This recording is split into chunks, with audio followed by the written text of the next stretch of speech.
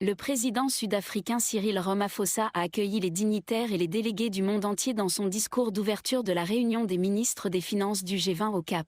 Il a appelé les pays membres du G20 à travailler ensemble alors que les fissures se multiplient dans l'ordre mondial. En cette période de contestation géopolitique accrue, un ordre fondé sur des règles est particulièrement important en tant que mécanisme de gestion des différends et de résolution des conflits. Il est essentiel de veiller à ce que les droits et les intérêts des personnes vulnérables ne soient pas bafoués par les ambitions des puissants. L'Afrique du Sud est le premier pays africain à diriger le G20.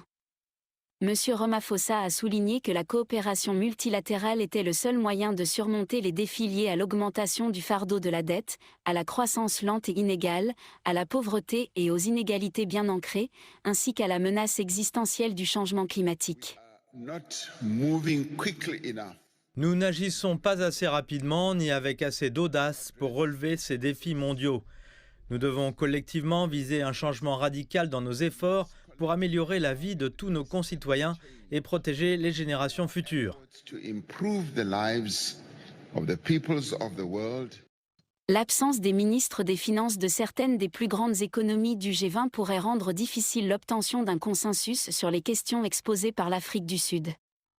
L'une des principales priorités du G20 est d'augmenter le financement pour lutter contre les catastrophes induites par le climat, certains pays africains n'étant pas en mesure d'assumer les coûts de rétablissement et de reconstruction.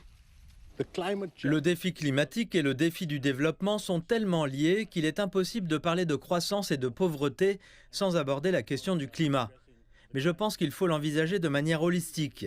Et chaque fois que nous nous penchons sur la nécessité d'aborder la question du financement climatique, nous le faisons vraiment dans le contexte de nos défis en matière de croissance et de pauvreté. La viabilité de la dette devrait également occuper une grande partie des discussions. L'encours combiné de la dette extérieure des pays à faible revenu a plus que doublé au cours de la décennie 2012 à 2022 et nombre d'entre eux ne parviennent pas à suivre le rythme. Il y a un nouveau phénomène où le financement qui est autorisé pour mettre en œuvre les projets primaires, qu'il s'agisse des objectifs de développement durable de l'ONU ou de l'action climatique, crée en fait une inversion des flux de capitaux. On constate donc que les pays en développement paient beaucoup plus et que les flux de capitaux quittent également le pays en raison des dispositions prises. Et il faut s'attaquer à ce problème.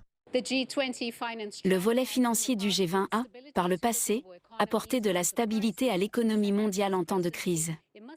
Sous la présidence de l'Afrique du Sud, il doit faire face aux inégalités profondément enracinées qui continuent à définir l'architecture mondiale et relever efficacement les défis qui marginalisent les pays africains.